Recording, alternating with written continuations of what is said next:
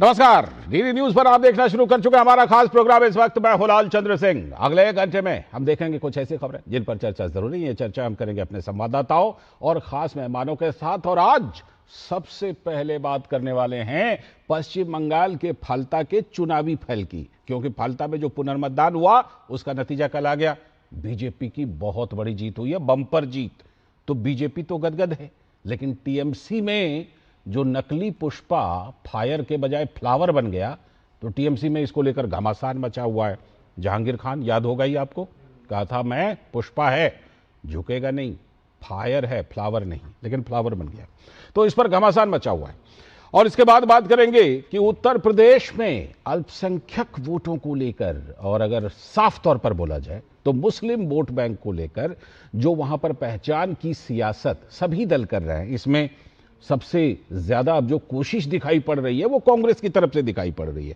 क्योंकि कांग्रेस के नेता और नेता प्रतिपक्ष लोकसभा में राहुल गांधी ने अल्पसंख्यक सम्मेलन में, पार्टी के अल्पसंख्यक सम्मेलन में बोला कि आपके ऊपर कुछ हो तो सिर्फ अल्पसंख्यक वाली बात नहीं है, बोलिए कि हम मुस्लिम हैं इसलिए हमारे ऊपर ऐसा हुआ है, यानी कि मुस्लिम पहचान को आगे रखिए।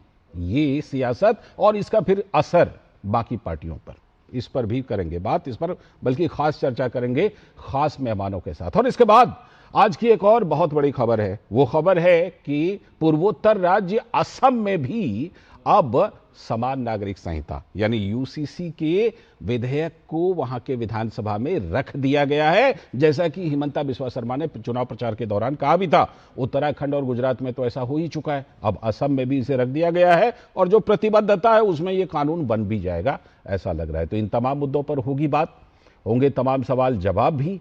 लेकिन सबसे पहले इस वक्त की हेडलाइंस पर नजर डालेंगे।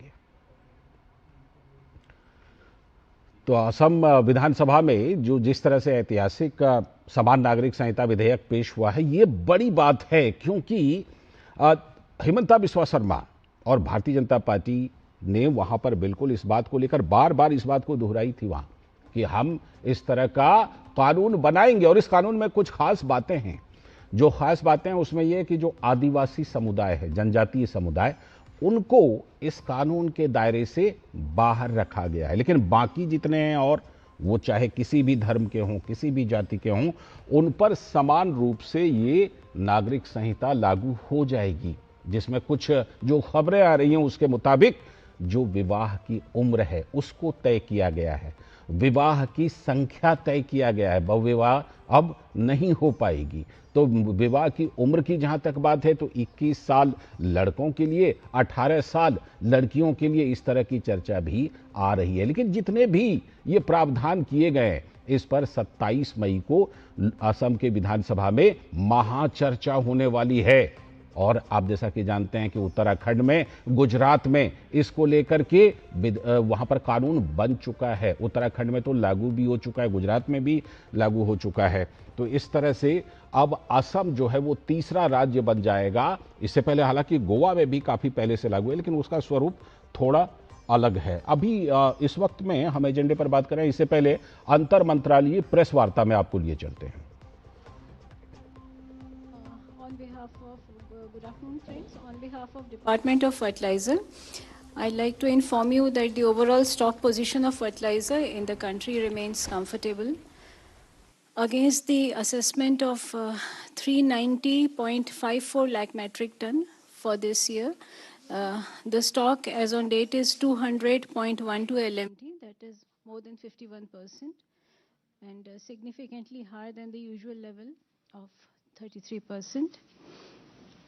Besides, the domestic production and import of fertilizer after the crisis has been substantial. The total domestic production has been about 95 lakh metric ton, and about 22.60 lakh metric tons of imports have reached our shores.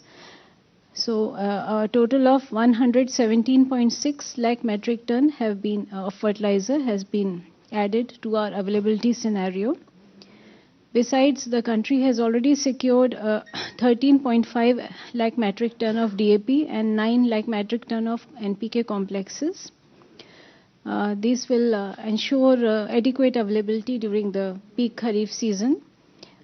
Availability of inputs for the production of fertilizer also remains comfortable. It is being regularly reviewed by the Department of Fertilizer. The empowered group of secretary is meeting that we have held 9 meetings so far. We are at the highest level. The adequate availability of finished fertilizer and raw materials is being reviewed. The position is stable and well managed. Thank you.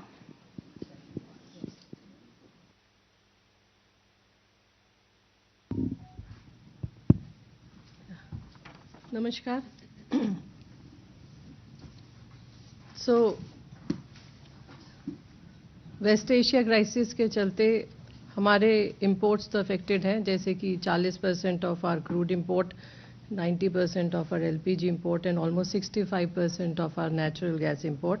But all efforts have been made to ensure the smooth supplies of petroleum products within the country.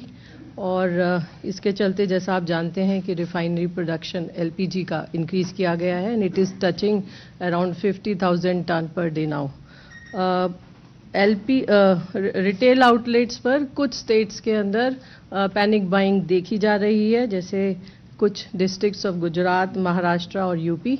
और जो main कारण analysis के बाद जो समझ में आ रहा है वो ये है कि कुछ तो एग्रीकल्चर डिमांड है और इसके अलावा कुछ बल्क जो डिमांड है वो भी रिटेल आउटलेट्स पर शिफ्ट हुई है. इसके अलावा जो प्राइवेट सप्लायर्स थे उनकी डिमांड भी public sector oil marketing companies के रिटेल आउटलेट्स पर शिफ्ट हुई है. इस संबंध में सभी स्टेट्स और यूनियन टेरिटरीज़ के साथ एक वीसी की गई है और वहाँ पर भी इस पर डिस्कशन हुआ है और मॉनिटरिंग के लिए स्टेट गवर्नमेंट से और यूनियन टेरिटरीज से रिक्वेस्ट की गई है. ओएमसी लेवल पर और यहाँ मंत्रालय के लेवल पर भी सभी रिटेल आउटलेट्स को क्लोजली मॉनिटर किया जा रहा है.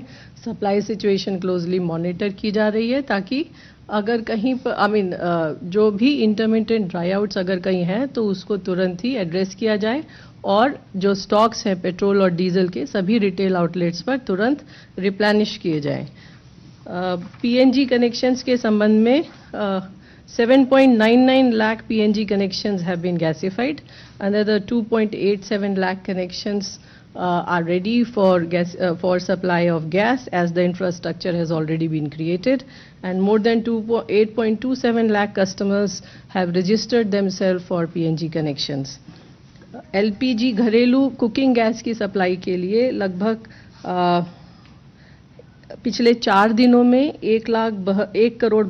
1.72 करोड़ सिलेंडर्स की डिलीवरी की गई है against the booking of 1.66 crore. और 95% जो डिलीवरी हुई है वो डिलीवरी ऑथेंटिकेशन कोड के साथ की गई है. संडे को भी हमारे बहुत सारे डिस्ट्रीब्यूटर्स ऑपरेट कर रहे थे और एलपीजी सिलेंडर्स की डिलीवरी संडे को भी की गई है. कमर्शियल एलपीजी के संबंध में 1 मई से लेकर अब तक लगभग 1,56,000 टन कमर्शियल एलपीजी की सेल हुई है. पिछले 4 दिनों में लगभग 24,557 टन कमर्शियल एलपीजी की सेल की गई है और लगभग 942 टन ऑटो एलपीजी की भी सेल पिछले 4 दिनों में हुई है. 5 किलो के सिलेंडर पिछले 4 दिनों में लगभग 1,96,000 सेल हुए हैं. अवेयरनेस कैंप्स अभी भी चालू हैं और कल भी लगभग 82 कैंप में 1487 5 किलो के सिलेंडर्स की सेल हुई है.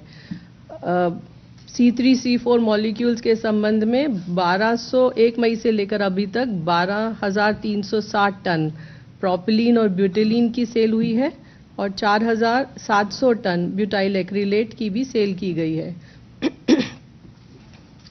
पिछले 4 दिनों में 6,480 रेड्स या सरप्राइज इंस्पेक्शंस की गई हैं. 11 FIR रजिस्टर हुई हैं और एक व्यक्ति को अरेस्ट भी किया गया है. इसके अलावा ऑयल मार्केटिंग कंपनीज के द्वारा रिटेल आउटलेट्स और एलपीजी डिस्ट्रीब्यूटर्स पर 4,100 से अधिक सरप्राइज इंस्पेक्शंस किए गए हैं और क्यूमुलेट अगर हम देखें पिछले 4 दिनों में तो 80 से अधिक show cause notice, 17 dealers distributors पर पेनल्टी और एक को सस्पेंड किया गया है.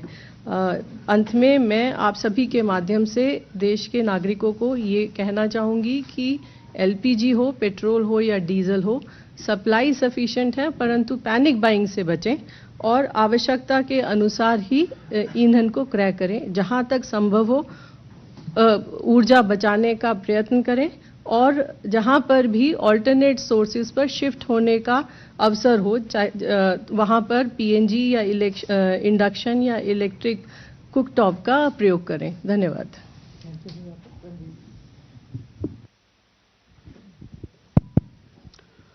Thank you, ma'am.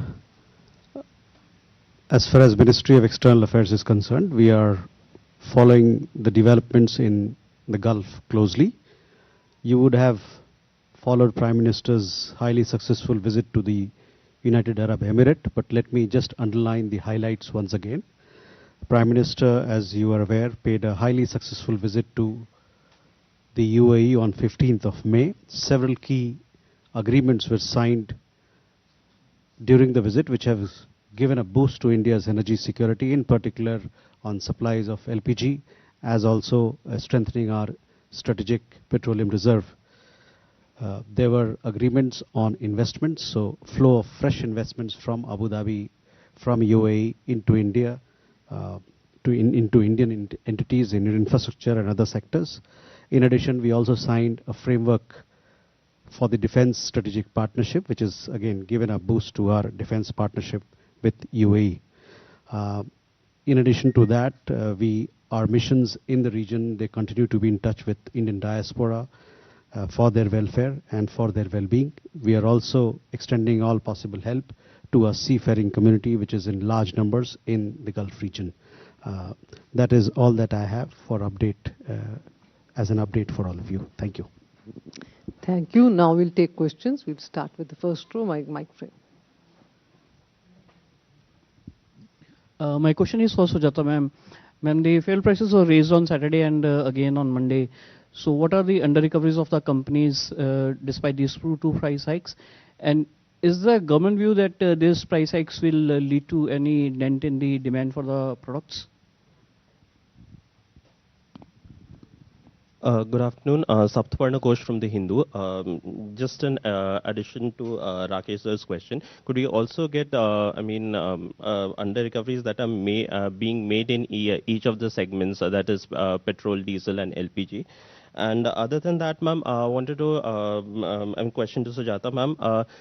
Along with, the three, petrol, diesel and LPG, we've also seen a hike in CNG prices at a time when we are pushing for, greater commute with public transport. How is it that, we are looking to sustain the economics of it so that, the prices and, the commute does not become more expensive with public transport? And a question to Randhir, sir.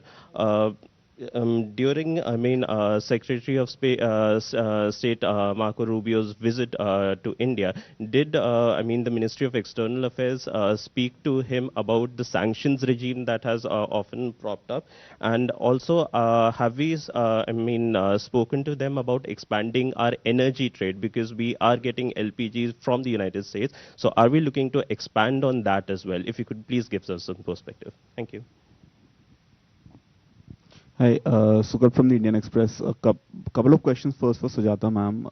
Ma'am, if you could just help us with understand how many more hikes would be required for the OMCs to, on an average break even as far as pricing is concerned.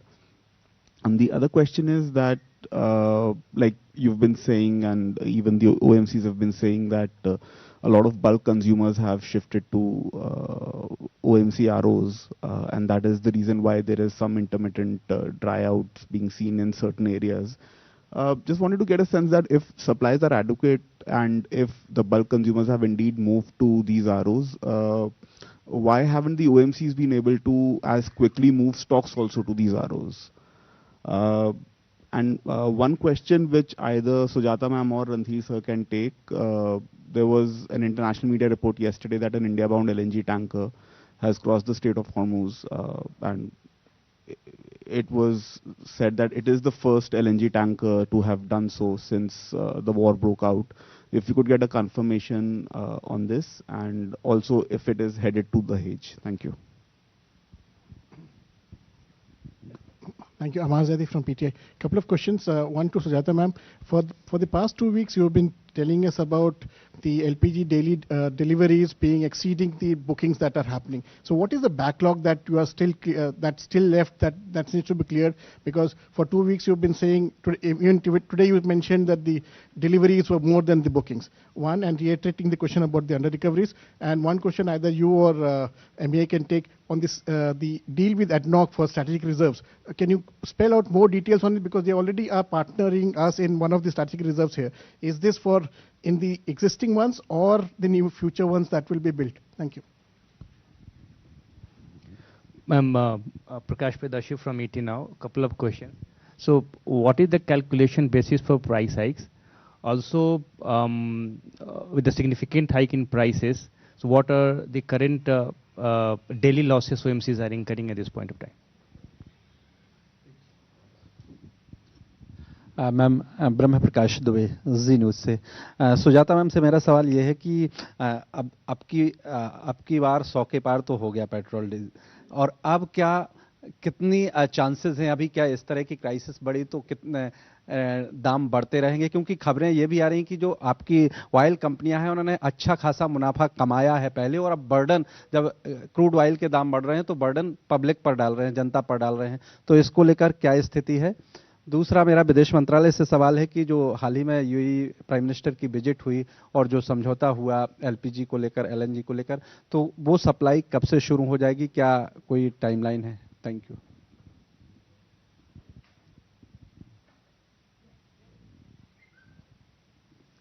पीछे दे दीजिएगा mike, in between the cameras.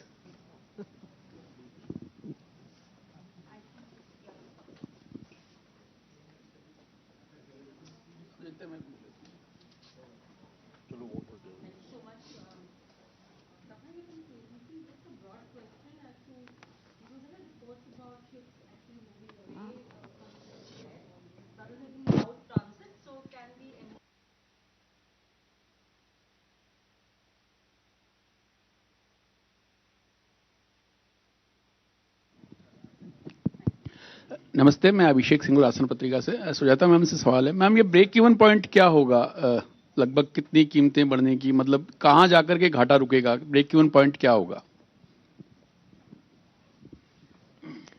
Okay, we'll take anybody on the side. Yeah, please. Hi ma'am, I'm Rakesh Kumar from New Indian Express. My question is to Sujata ma'am. Just want to know what is the under recovery on LPG, or can we expect hikes for LPG cylinder, as I mean OMC has been increasing price for petrol, diesel and CNG.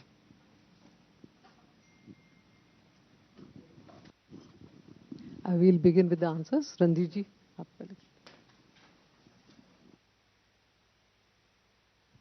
First question was about energy trade.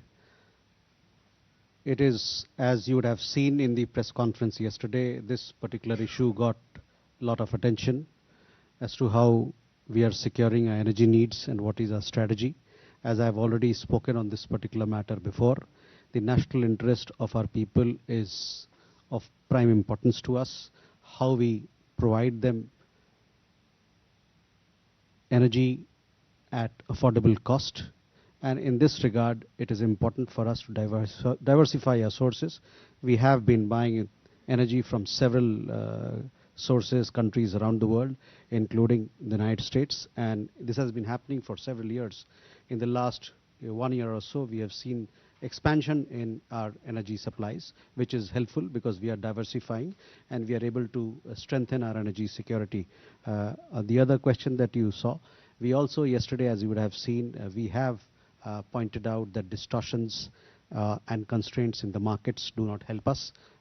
It is in our interest that these constraints and distortions go so that energy prices can come down. So that is how we look at the question that you asked. The other question was regarding ADNOC's participation. We have signed an MOU, and you would see that it is available, the three fine points of this MOU. It is available in the public domain. It is about potential strengthening of our strategic petroleum reserves in India as also in UAE. So I would urge you to have a look at the details that are there. It is available on our website. तीसरा सवाल था LPG supply को लेके, भ्रम आपका था कि कब से शुरू हुआ। अभी तो मतलब हस्ताक्षर लगा है, सूखा नहीं है। एक बार थोड़ा समय दीजिए, उसके बाद से ये आगे चालू होगा। लेकिन आप जैसे जानते हैं कि करीबन 30 से 40% हमारे LPG supply Abu Dhabi UAE से आती है। तो हम चाहते हैं कि इसको और इसको मजबूत करें ताकि हमारी ऊर्जा सुरक्षा और बेहतर हो। धन्यवाद।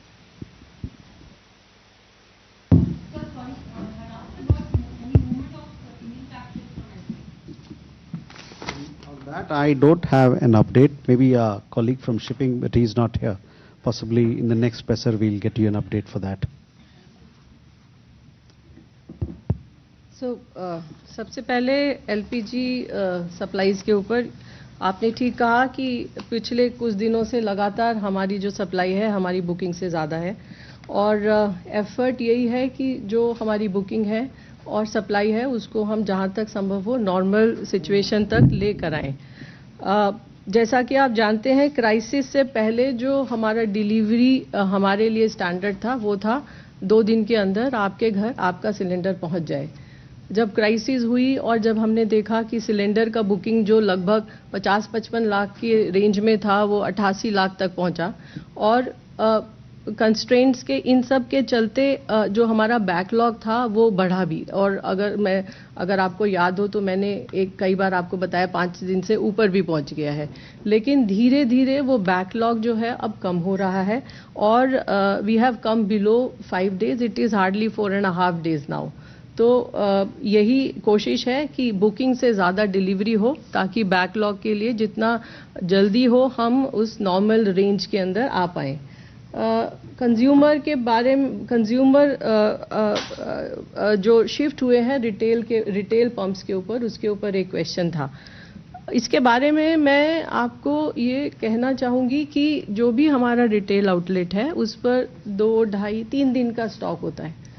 लेकिन अगर अचानक से 20 या 30% ग्रोथ वहाँ पर हो तो ऐसा नहीं है कि जो डिपो सप्लाई कर रहा है वहाँ पर फ्यूल नहीं है। जो जितने भी डिपो और टर्मिनल्स हैं जो इन रिटेल आउटलेट्स को सप्लाई करते हैं, दे हैव सफिशिएंट स्टॉक। लेकिन last mile logistics sometime it gives a little bit of difficulty. उसी को मैनेज करने के लिए सारे के सारे रिटेल नेटवर्क का डेली बेसिस पर मॉनिटरिंग हो रहा है, और ये भी कोशिश हो रही है कि अगर कहीं पर स्टॉक रिप्लेनिश करने की ज़रूरत है तो उसको कम से कम समय पर तुरंत रिप्लेनिश किया जाए।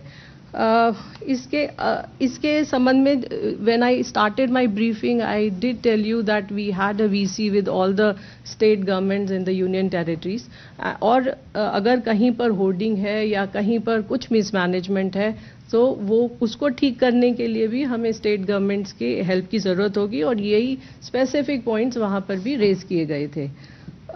अगले 2 सवाल, एक OMCs के प्रॉफिट को लेकर है और दूसरा प्राइसिंग को लेकर है।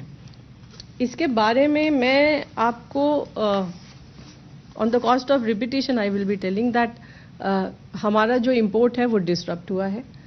आपने देखा है कि जो क्रूड $60-70 पर बैरल में मिल रहा था क्राइसिस से पहले, that increased to, I mean, the fluctuations were as high as more than $120 per barrel. अभी भी it is more than 100, maybe 106 or so. अगर आप सऊदी CP देखें, सऊदी कॉन्ट्रैक्ट प्राइस जिस प्राइस पर हम अपना LPG खरीदते हैं वो भी ऑलमोस्ट डबल है, 385 से $780 पर टन। और ग्लोबली जो भी प्राइस का इम्पैक्ट है वो सिर्फ हम पर नहीं, पूरी दुनिया में हर देश पर है लगभग। अगर ग्लोबल आप प्राइसेस का इंक्रीज देखें तो it is in the range of 22% for MS and 27% for HSD। लेकिन अगर यही हाइक आप हमारे अपने देश के लिए देखें तो it is much less. MS के लिए it is 7.7 and 8.6 for HSD। लेकिन ये इंक्रीज करने से पहले भारत सरकार ने अपने स्तर पर जो कुछ भी कदम लिए जाने संभव थे उन्होंने लिए। आप जानते हैं कि भारत सरकार ने 10 रुपये एक्साइज ड्यूटी पेट्रोल पर और 10 रुपये एक्साइज ड्यूटी डीजल पर कम किया। इस कमी का, ये जो कम किया, इसका जो अगर इसको हम रुपी टर्म पे गवर्नमेंट ऑफ इंडिया के ऊपर इम्पैक्ट देखें तो लगभग 14,000 करोड़ का टैक्स है जो सरकार ने अब कलेक्ट नहीं कर रही है because of the reduction of excise duty. ये अभी रिसेंट की बात है। अगर आप 2021 से देखें तो लगभग 21 रुपये एक्साइज ड्यूटी एमएस पर और 24 रुपये एक्साइज ड्यूटी एचएसडी पर यानी डीजल पर भारत सरकार कम कर चुकी है। इसके अलावा इन सबको स्टेप्स लेने के बाद भी हमारी ऑयल मार्केटिंग कंपनीज को घाटा हो रहा था। जैसा हमने आपको बताया वो लगभग 1000 करोड़ प्रतिदिन का था। अब प्राइस राइज के बाद वो घाटा कम हुआ है, but it is still in slightly less than 600 crore. उसके अलावा अगर आप एलपीजी देखें तो हमारी सरकार ने वहन किया बोझ को और ऑयल मार्केटिंग कंपनी ने भी उस बोझ को वहन किया हुआ है। अगर आप एलपीजी को देखें, एलपीजी के अंदर 2023 के अंदर अगर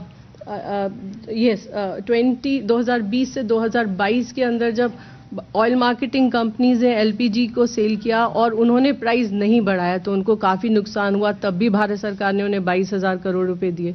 अभी रिसेंटली पिछले साल अगर देखें तो भारत सरकार ने दोबारा से 30,000 करोड़ का कंपनसेशन ऑयल मार्केटिंग कंपनीज को दिया है। और इस सब का जो उद्देश्य है वो यही है कि जो उपभोक्ता है उसको कम से कम कठिनाई का सामना करना पड़े।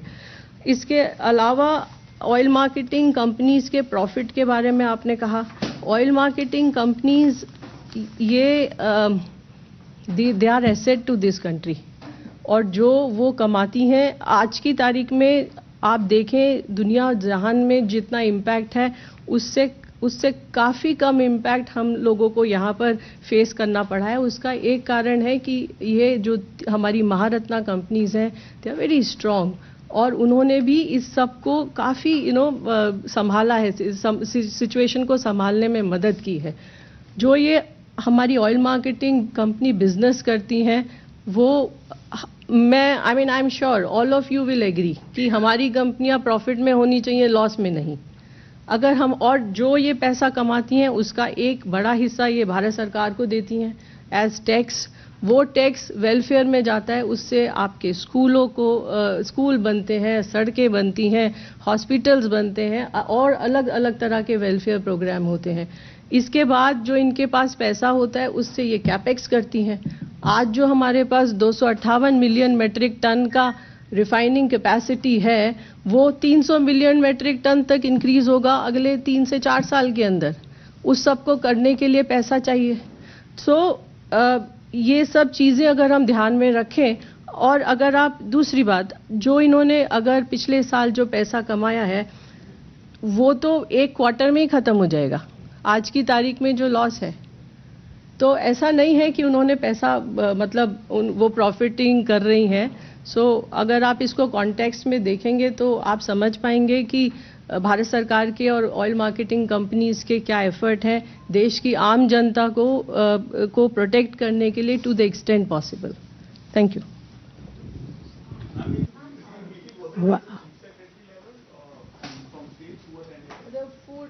Principal secretaries, additional chief secretaries, food and civil supplies.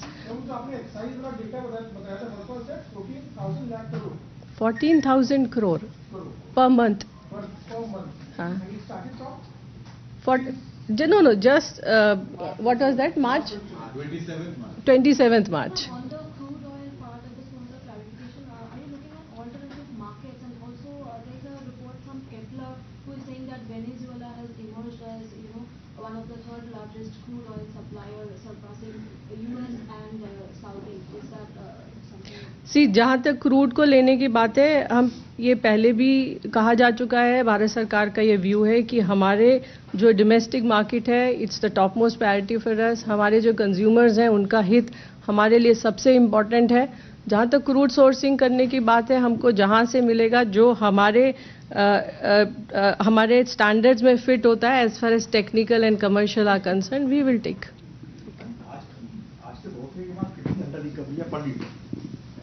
I gave you a consolidated, I mean lump sum data.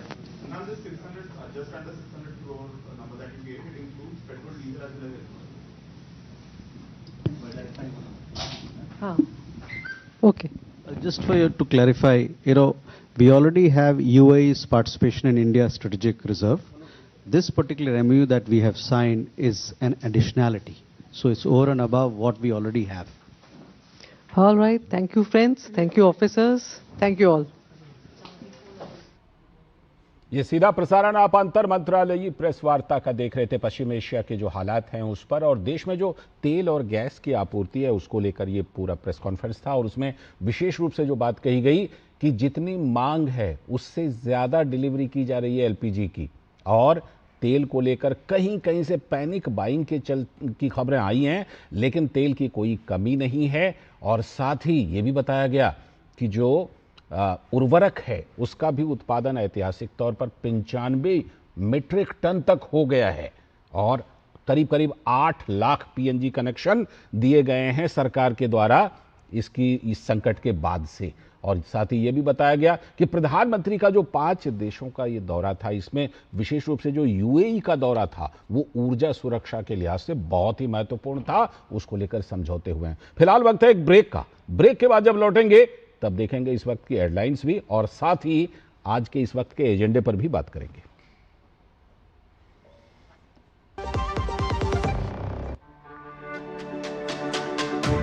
मेरी पसंद, मेरी पसंद, मेरी पसंद, मेरी पसंद, हमारी पसंद, हम सबकी पसंद। मजबूत देश का मजबूत सरिया हो गया स्टील। स्वागत है ब्रेक के बाद। आप देख रहे हैं डीडी न्यूज पर इस वक्त और सबसे पहले अब एक नजर डाल लेते हैं इस वक्त के हेडलाइंस पर। असम विधानसभा में पेश हुआ ऐतिहासिक यूसीसी विधेयक। 27 मई को होगी महाचर्चा। बिल में बहुविवाह पर रोक का प्रावधान, जनजातीय समुदायों को लेकिन मिलेगी छूट। ट्विशा शर्मा मामले में सुप्रीम कोर्ट का बड़ा फैसला, सीबीआई करेगी अब मामले की जांच। शीर्ष अदालत ने घटना को बताया दुर्भाग्यपूर्ण, कहा जांच एजेंसी पर रखें भरोसा।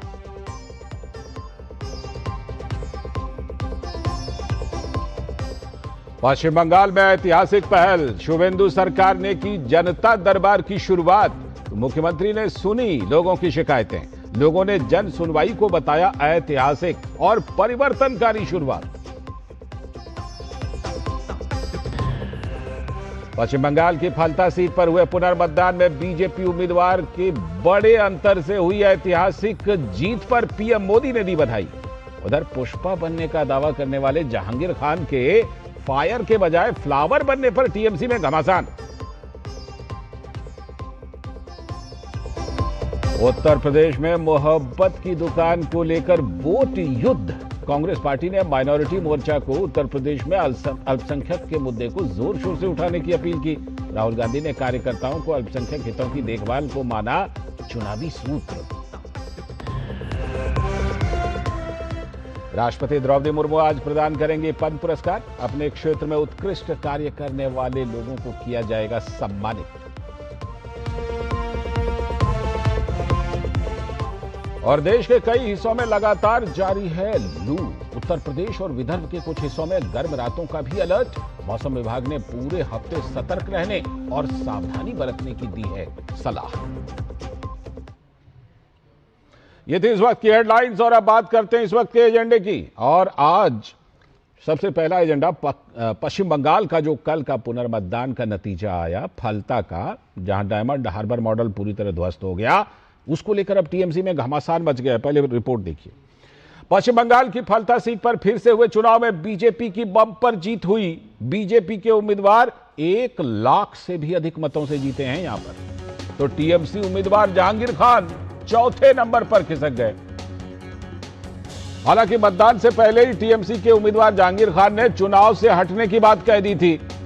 लेकिन अब यह सवाल है, क्या जहांगीर खान पहले ही लोगों के मूड को भांप गया था क्या, इसीलिए हट गया, या फिर टीएमसी के बड़े नेताओं ने जो प्रचार से दूरी बना रखी थी उसकी वजह से जहांगीर खान हतोत्साहित हो गया था। जो भी हो, फलता के नतीजे से इतना बात तो साबित इतनी हो गई कि डायमंड हार्बर मॉडल पूरी तरह से ध्वस्त हो गया। अभिषेक बनर्जी की लोकसभा सीट डायमंड हार्बर में ही यह फलता सीट पड़ती है, तो बीजेपी ने फलता की जीत को बताया भय पर भरोसे की जीत। और साथ ही पीएम मोदी ने फलता की सीट पर इस तरह की ऐतिहासिक जीत के लिए बधाई भी दी। अब बात टीएमसी की करते हैं। पुष्पा के फ्लावर बनने पर जो जहांगीर खान ने डायलॉग मारा था, तो अब टीएमसी में उसको लेकर उसकी हार पर आरोप प्रत्यारोप हो रहे हैं। चुनाव प्रचार के दौरान जहांगीर खान ने दिया था यह पुष्पा वाला डायलॉग, तो अब टीएमसी के अंदर से आपसी मतभेद और खींचतान की खबरें आ रही हैं, टकराहट की भी खबरें आ रही हैं। सांसद काकुली घोष, उन्होंने ममता बनर्जी के खास आदमी जहांगीर खान की हार को बताया शर्मनाक। लोकसभा की सांसद काकुली घोष ने टीएमसी के पदाधिकारी पद से इस्तीफा दे दिया है। इससे पहले टीएमसी ने काकोली घोष को लोकसभा में पार्टी के मुख्य सचेतक पद से हटा दिया था और काकोली घोष की जगह पर वरिष्ठ सांसद कल्याण बनर्जी को मुख्य सचेतक नियुक्त किया था। अब काकोली घोष और कल्याण बनर्जी के बीच एक तरह से वाक युद्ध चल रहा है।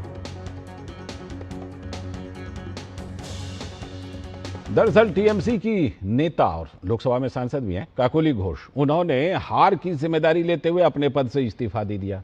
सुनिए उनकी बात। तो काकोली घोष जो पहले लोकसभा में मुख्य सचेतक थी, उनको हटा करके कल्याण बनर्जी को बनाया गया। तो अब काकोली घोष ने इस्तीफा दे दिया है और क्या कुछ कहा है ये सुनिए।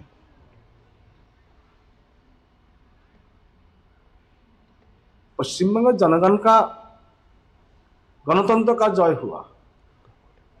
पिछले 15 साल में अभिषेक बनर्जी ने डायमंड हार्बर में कोई चुनाव नहीं करने दिया। आज इलेक्शन कमीशन फलता में वो आम आदमी को वोट डालने का मौका दिला दिया, तो जनगण उसी हिसाब से देख लिया।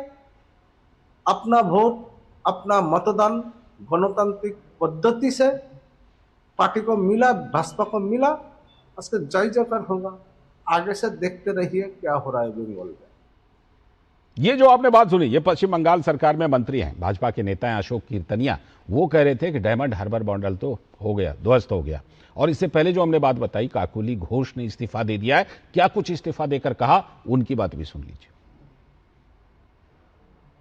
मुझे लगता है कि चुनाव में जो यहाँ का फल हुआ है, सब अलग अलग हल्के से 5 में हम हारे, तो मैं सभापति हूँ। शायद मेरे काम में कोई गलती चुप रह गया, इसीलिए मैं मुझसे बेहतर काम करने वाला कोई आए, ये मैं चाहती हूँ। हाँ, मुझे लगता है कि ये जो संस्था काम किया और आगे जैसा हमें गाली दिया, जैसे छोटे छोटे बच्चे हमारे ऊपर दबाव डाला, ये काम करने का तरीका नहीं है। और भाजपा की नेता और पश्चिम बंगाल सरकार में मंत्री अग्निमित्रा पॉल का कहना है कि जिस तरह से लोगों ने भयहीन और भय मुक्त होकर फलता में वोट किया, तो भाजपा को जीत मिली और वो पूरे पश्चिम बंगाल और पूरे देश ने देखा।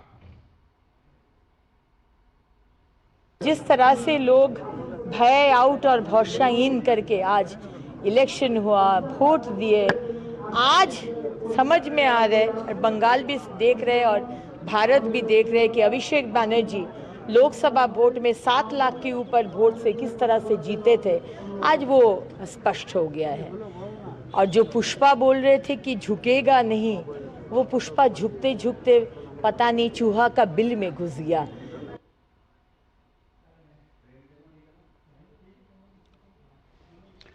तो जैसा कि आपने देखा कि फलता में जो चुनावी फल आया है, उससे दोनों तरफ बिल्कुल माहौल गर्मा गया है। बीजेपी जबरदस्त उत्साहित है क्योंकि इतनी बड़ी जीत मिली है बीजेपी को, 1 लाख से भी ज्यादा वोटों से। बीजेपी भय पर भरोसे की जीत बता रही है फलता के फल को। इस समय सीधे चलते हैं अपने संवाददाता सौरभ दत्ता के पास। सौरभ दत्ता हमारे साथ जुड़ रहे हैं कोलकाता से, और साथ में हमारे साथ हमारे सलाहकार संपादक विनोद मिश्र जी भी जुड़ेंगे और मेहमान भी जुड़ेंगे। सीधे पहले सौरभ दत्ता को लाइए स्क्रीन पर।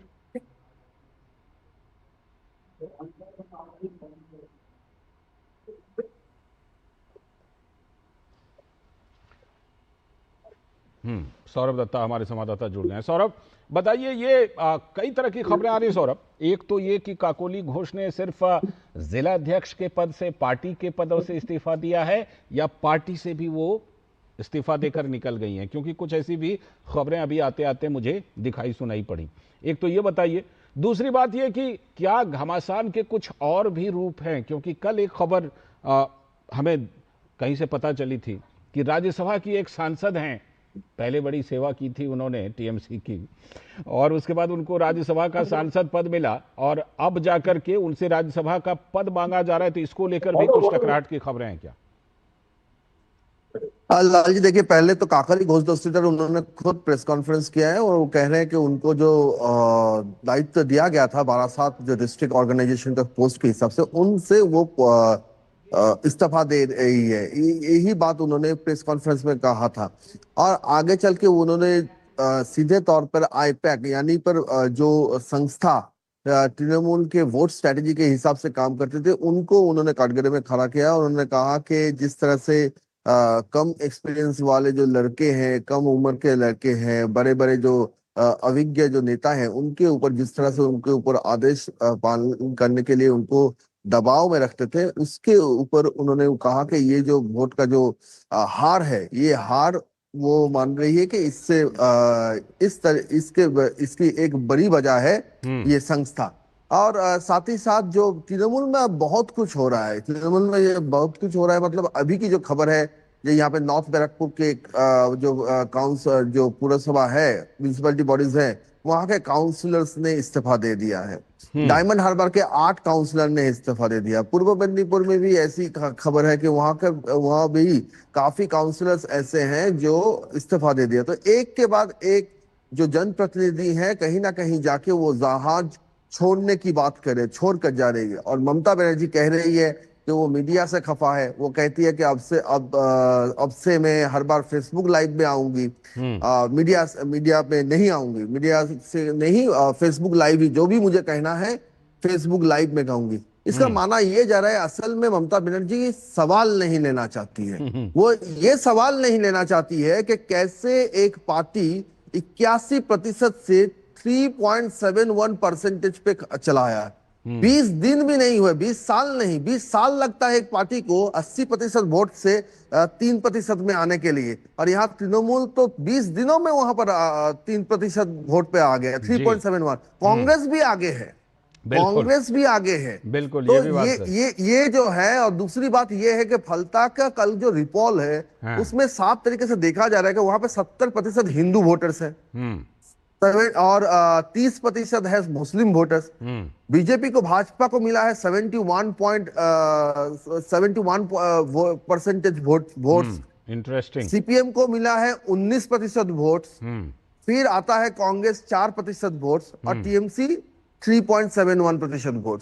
तो ये जो आंकड़े हैं, ये आंकड़ों से ये पता चल रहा है कि हिंदू वोट्स तो कंसोलिडेटेड हुआ ही है पूरा भाजपा की तरफ से। मुस्लिम वोट बैंक भी, यानी तुष्टीकरण का जो वोट बैंक था, वो भी ममता बनर्जी से खिसक रही है।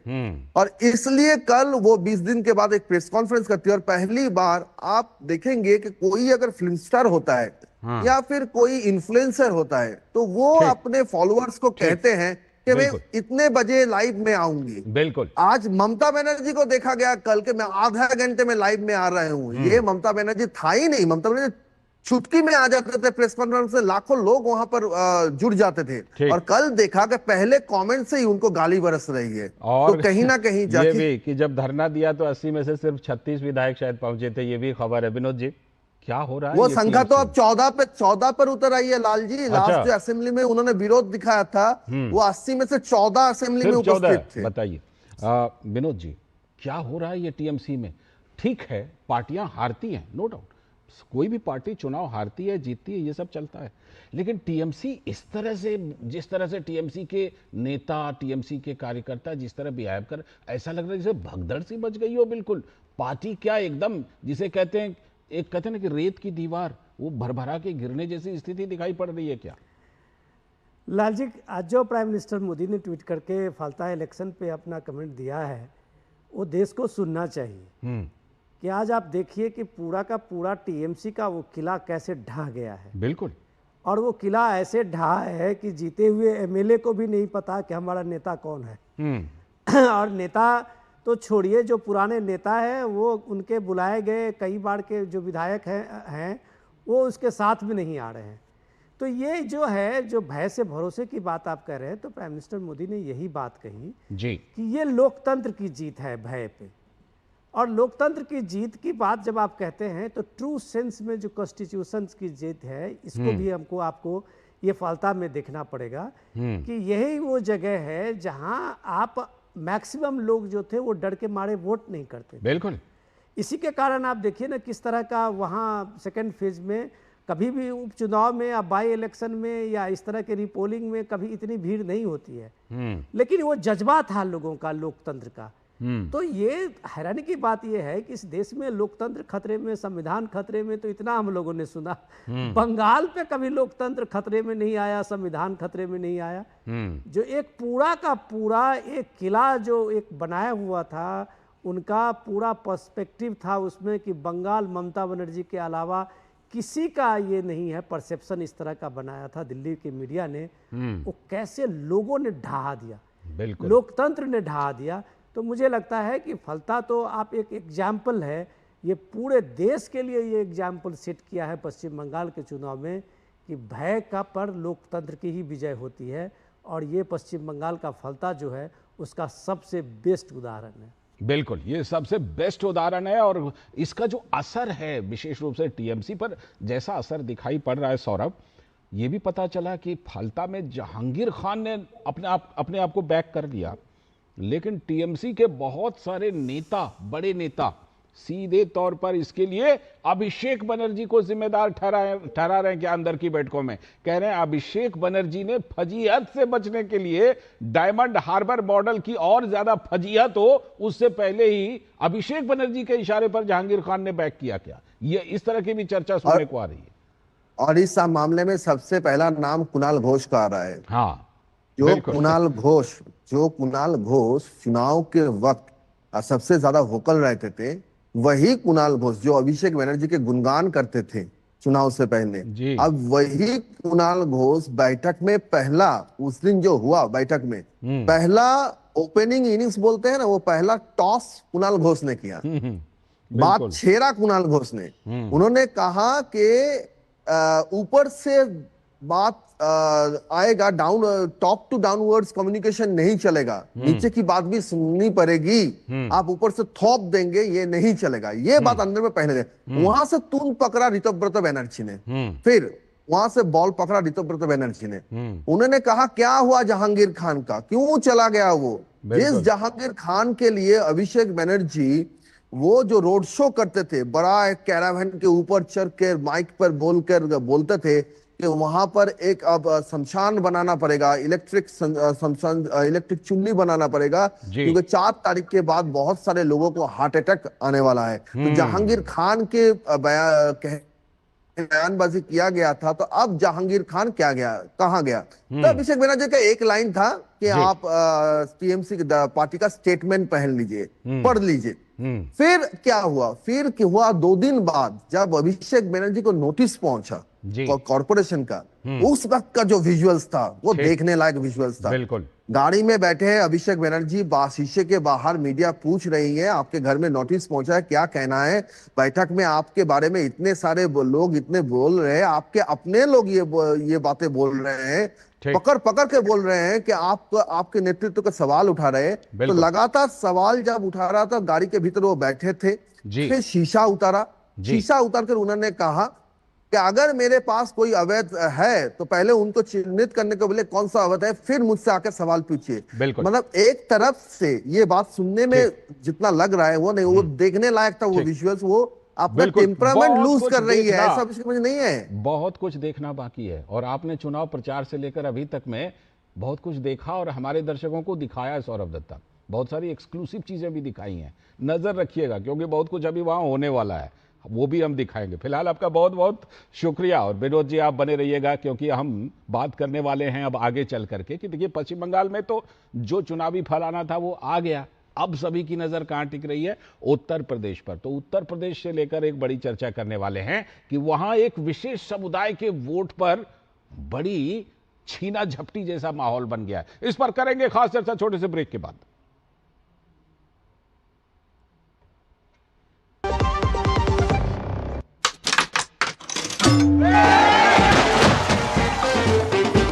बस 2,000 इधर स्कोर करेगा तो इतना इनाम जीतेगा, और पैसा बाजार पर क्रेडिट स्कोर देखेगा तो 1 लाख तक जीतेगा। पैसा बाजार क्रेडिट प्रीमियर, क्रेडिट स्कोर देखो और 1 लाख तक जीतो। जब धरती चीर कर निकलता है लोहे का पत्थर और मिलता है मोंगिया के जोश से, फिर तपता है, पिघलता है और बनता है फौलाद। अब होता है सरिया सारी खूबियों के साथ। मोंगिया स्टील, मजबूत देश का मजबूत सरिया। स्वागत है ब्रेक के बाद। आप देख रहे हैं डीडी न्यूज पर इस वक्त, और अब हम इस वक्त में बात करने वाले हैं उत्तर प्रदेश की, क्योंकि उत्तर प्रदेश में जिस तरह से अब चुनाव होना है, तो पश्चिम बंगाल का चुनाव तो हो गया, लेकिन उत्तर प्रदेश में विधानसभा का चुनाव होने वाला है साल 2027 की शुरुआत में ही, फरवरी मार्च में। आप मान के चलिए कि फरवरी मार्च में उत्तर प्रदेश में चुनाव की शुरुआत होगी। तो अब हम उसी की बात करने वाले हैं कि उत्तर प्रदेश में एक विशेष समुदाय, और खुलकर कहें तो मुस्लिम समुदाय का जो वोट बैंक है, उस पर छीना झपटी वाली सियासत दिखाई पड़ रही है, और उसमें सब लोग एक दूसरे से आगे बढ़ने की कोशिश कर रहे हैं। तो पहले पूरी रिपोर्ट देखिए, आज उसी पर खास चर्चा करेंगे। उत्तर प्रदेश में मुस्लिम पहचान की सियासत चल रही है बड़ी जोर शोर से। पश्चिम बंगाल के फाल्ता में मुस्लिम मतदाता क्यों सीपीएम के साथ जुड़ गए, और टीएमसी के पुष्पा को फायर के बजाय फ्लावर क्यों बना दिया, ऐसी ये इस पर बड़ी चर्चा हो रही है। तो ऐसा ही संकट उत्तर प्रदेश को लेकर भी दिखाई पड़ने लगा है। मुस्लिम वोट पर एकाधिकार का दावा करने वाले अखिलेश यादव को क्या कांग्रेस से अब सीधी चुनौती मिल रही है, या फिर हैदराबाद के भाईजान को याद कीजिए, असदुद्दीन ओवैसी, उन्होंने सेक्युलर जमातों की चुनौती बढ़ा दी है। कल दिल्ली की एक मीटिंग में राहुल गांधी ने कांग्रेस के मुस्लिम नेताओं से साफ तौर पर कहा कि उन्हें अपने समुदाय से जुड़े मुद्दों को खुलकर उठाना चाहिए। कांग्रेस अल्पसंख्यक विभाग की सलाहकार परिषद की बैठक में राहुल गांधी ने यह संदेश दिया है कि मुस्लिम पहचान के साथ मुद्दे उठाए जाने चाहिए। सिर्फ अल्पसंख्यक कहने से काम नहीं चलेगा, कहिए मुस्लिम हो इसलिए ये हुआ। मीडिया की खबरों की माने तो राहुल गांधी ने साफ कहा है कि अगर किसी मुस्लिम के साथ अन्याय होता है तो उसकी आवाज केवल अल्पसंख्यक कहकर नहीं, बल्कि मुस्लिम पहचान के साथ उठाई जानी चाहिए। राहुल गांधी ने कहा कि कांग्रेस पार्टी को मुस्लिम शब्द इस्तेमाल करने से बचना नहीं चाहिए। आजकल लोग सीधे मुस्लिम कहने के बजाय माइनॉरिटी शब्द का ज्यादा इस्तेमाल करने लगे हैं। लेकिन कांग्रेस पार्टी के वरिष्ठ नेता राशिद अल्वी, सलाहकार परिषद की आलोचना करते हुए राशिद अल्वी ने कहा कि मुस्लिम मुद्दों पर बात करने के लिए अपने ही किसी वरिष्ठ मुस्लिम नेता को नहीं बुलाया गया। देखिए राशिद भाई का अलग दर्द है। अगर आप मुस्लिम मुद्दों पर बात करने के लिए अपने वरिष्ठ नेताओं को ही नहीं बुलाते हैं तो ऐसी संस्था पर कौन विश्वास करेगा।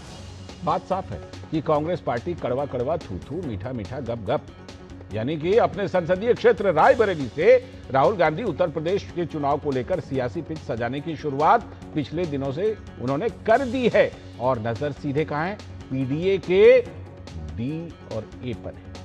कांग्रेस को यकीन है कि उत्तर प्रदेश में मुस्लिम के साथ दलित मिल जाएं तो उनकी चुनावी बैतरणी पार हो जाएगी। लेकिन दुविधा तो यह है कि पश्चिम बंगाल की तरह उत्तर प्रदेश में कांग्रेस अकेले लड़ेगी या फिर उत्तर प्रदेश के 2 लड़के फिर से साथ लड़ेंगे। लेकिन नजर मायावती की बसपा पर भी है। इसी सम्मेलन में राहुल गांधी ने वोट के मुद्दे को उठाया, लेकिन उन्हें इस बात का अफसोस है कि तब ममता बनर्जी ने वोट चोरी वाले मुद्दे पर साथ नहीं दिया।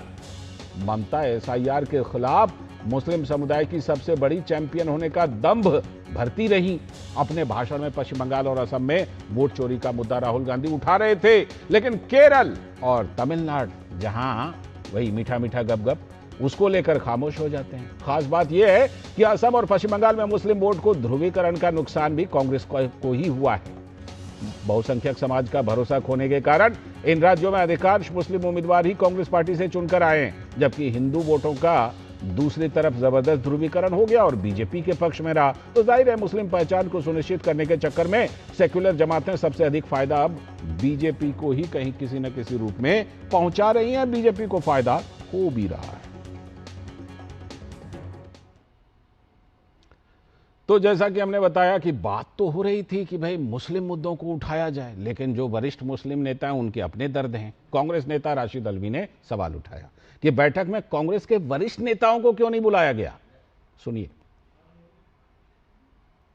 पूरे भारत से जो बहुत सीनियर कांग्रेस के लीडर्स हैं उनको क्यों नहीं बुलाया गया? खास तौर से जो माइनॉरिटीज एडवाइजरी कमेटी है, मैं बड़े अदब से पूछना चाहता हूं, क्या भोजशाला का मुद्दा बहस किया आपने कि ये जुल्म कैसे हो रहा है मुसलमानों के ऊपर?